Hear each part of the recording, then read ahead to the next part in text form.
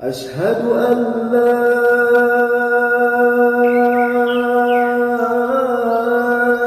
إله إلا الله.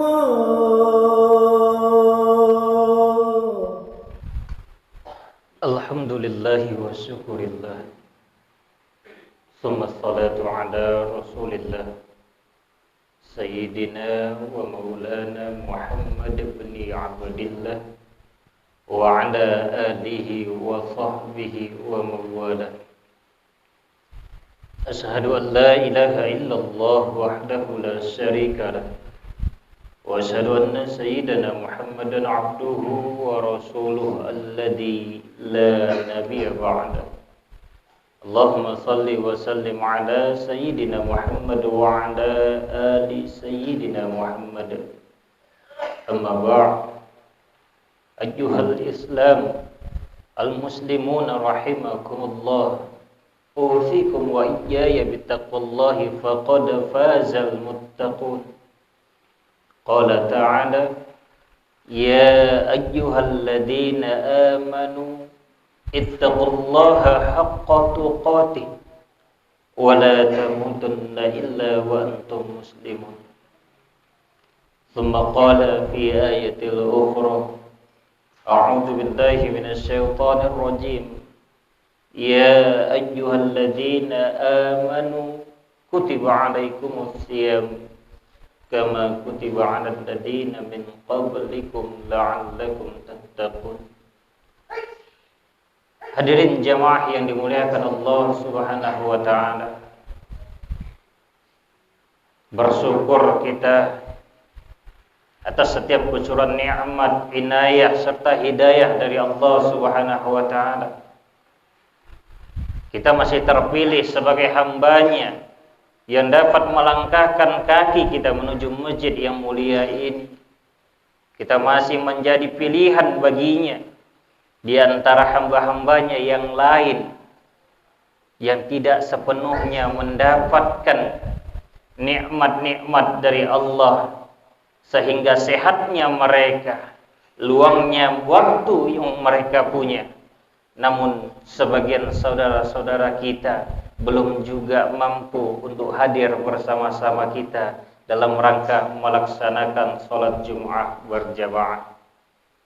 Salawat dan salam kehadiran ruh junjungan Adam Nabi besar Muhammad Rasulullah sallallahu alaihi wasallam dengan mengucapkan Allahumma salli wa sallim wa barik ala sayyidina Muhammad wa ala ali sayyidina Muhammad. Mudah-mudahan kita tergolong kepada umat yang mendapatkan syafaatnya di yaumil mahsyar kala, di yaumil la banun. Tidak ada satupun pertolongan selain pertolongan Allah Subhanahu wa taala.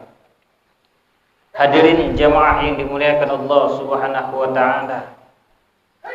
Tentunya kita sadar betul tujuan dari ibadah puasa yang kita laksanakan saat ini adalah untuk menjadikan kita hamba-hamba Allah Subhanahu wa taala yang lebih bertakwa di dalam kehidupannya. Tapi tahukah kita, salah satu hamba Allah Subhanahu wa taala yang dapat dimasukkan ke dalam golongan hamba Allah yang bertakwa adalah hamba-hambanya yang pandai bersyukur atas setiap nikmat yang diberikannya. Orang yang bertakwa pasti adalah orang yang bersyukur dalam kehidupannya. Hadirin yang dimuliakan Allah Subhanahu wa taala. Sebagai manusia pada umumnya, kita hanya pandai bersyukur, tahu bersyukur kepada Allah ketika Allah memberikan nikmat-nikmat yang baik menurut kita tentunya. Allah beri kekayaan kepada kita, maka di situ kita baru tahu bagaimana seharusnya kita bersyukur kepada Allah. Ketika Allah memberikan pangkat jabatan yang lebih tinggi dalam kehidupan kita, di situ kita baru bersyukur kepada Allah. Namun ketika Allah memberikan sebuah musibah, memberikan ujian dalam kehidupan kita, Di sini justru kita lupa untuk tetap bersyukur kepada Allah Subhanahu wa taala. Hadirin yang dimuliakan Allah Subhanahu wa taala, tidakkah dalam setiap ujian musibah yang Allah berikan ada hikmah yang baik dalam kehidupan kita? Tidakkah setiap ujian musibah yang Allah berikan dalam kehidupan kita karena Allah ingin naikkan derajat kita? Tapi kenapa ketika Allah ingin menjadikan kita menjadi yang lebih baik dari kehidupan kita sebelumnya, kita lupa bersyukur kepada Allah Subhanahu wa taala? Hadirin yang dimuliakan Allah Subhanahu wa taala, dalam sebuah hadis yang diriwayatkan oleh Imam Bukhari, Nabi sallallahu alaihi wasallam berkata, "Ni'matani maghbunun fihima katsirum minan nas." Ada dua nikmat yang manusia pada umumnya tertipu atas dua nikmat ini, lalai untuk tidak bersyukur kepada Allah Subhanahu wa taala. Maka nikmat yang pertama adalah as-sihhatu kata Rasul, dan yang kedua adalah wal faragh. Nikmat sehat, nikmat luang waktu. Inilah nikmat yang besar sesungguhnya yang Allah beri kepada kita. Kita tentunya percaya kekayaan yang kita miliki, harta yang berlimpah yang hari ini kita rasa kita miliki, tidak ada gunanya ketika kita dalam posisi sakit. Hadirin, seberapa banyak pun uang yang kita miliki, maka tidak menjamin ketika kita sakit, uang dapat menjadi penyembuh bagi diri kita. Kemanapun kita berobat, apapun obat yang kita konsumsi, ke dokter spesialis manapun, secanggih apapun alat-alat medis, namun kalau Allah Subhanahu wa taala masih menetapkan diri kita untuk sakit, maka harta yang kita miliki tiada guna dalam kehidupan kita. Kita tentu percaya harta hanya merupakan titipan Allah Subhanahu wa taala yang kelak pasti akan Allah ambil kembali, dan yaumil mahsyar kelak akan Allah minta pertanggungjawaban atas harta yang kita peroleh. Hadirin yang dimuliakan Allah Subhanahu wa taala, oleh karena itu orang yang bertakwa seharusnya tetap menjadi orang yang senantiasa bersyukur dalam kehidupannya. Ketika Allah beri kesenangan, maka dia bersyukur. Ketika Allah beri ujian musibah, dia juga tetap bersyukur. Imam Al-Ghazali rahimahullahu ta'ala, beliau mengatakan, cara kita siogianya bagaimana mensyukuri nikmat Allah Subhanahu wa ta'ala adalah meyakinkan dalam hati, mengikrarkan dengan lisan, dan menunjukkan serta mengaplikasikan melalui perbuatan kita. Maka bersyukur dengan hati, asyukru bil qalbi, apapun yang Allah berikan kepada kita, baik secara zahir pemandangan kita itu baik atau tidak baik, yakinkan bahwa Allah sedang memberikan yang terbaik untuk kita dalam kehidupan kita. Tidakkah ketika Allah memberikan musibah kepada kita, berarti Allah sedang ingin menaikkan derajat kita? Tidakkah ketika Allah sedang memberikan kita musibah, berarti insya Allah kita masuk ke dalam golongan orang-orang yang beriman? Kami beriman kata mereka, padahal mereka belum lagi aku coba kata Allah. Maka beruntung dalam kehidupan kita ketika kita beri ujian oleh Allah Subhanahu wa ta'ala, artinya Allah masih sayang, perhatian dengan hidup dan kehidupan kita. Hadirin yang dimuliakan Allah Subhanahu wa ta'ala, yang kemudian as-syukru bil lisan, bersyukur melalui lisan dengan senantiasa mengucapkan kalimat hamdalah, alhamdulillahi rabbil alamin. Namun yang perlu kita perhatikan hadirin, kita sadar betul, kita harus meyakini betul, tidak ada satupun bentuk pujian melainkan semua pujian itu hanya milik Allah Subhanahu wa taala. Ketika kita memuji orang-orang di sekitar kita, memiliki kepribadian yang baik, seorang yang dermawan, ketika kita memuji beliau, ketika kita memuji dirinya, maka sertakan Allah Subhanahu wa taala di dalam pujian kita. Bukankah Allah Subhanahu wa taala yang menjadikan dia sebagai pribadi yang baik? Bukankah karena Allah Subhanahu wa taala yang memberikan dia harta yang lebih, menjadikan dirinya gemar berinfak, bersedekah? Maka pujian kita mari kita sertakan karena Allah Subhanahu wa taala. Dan yang terakhir hadirin yang dimuliakan Allah Subhanahu wa taala, as-syukru bil fi'li. Bersyukur dengan perbuatan.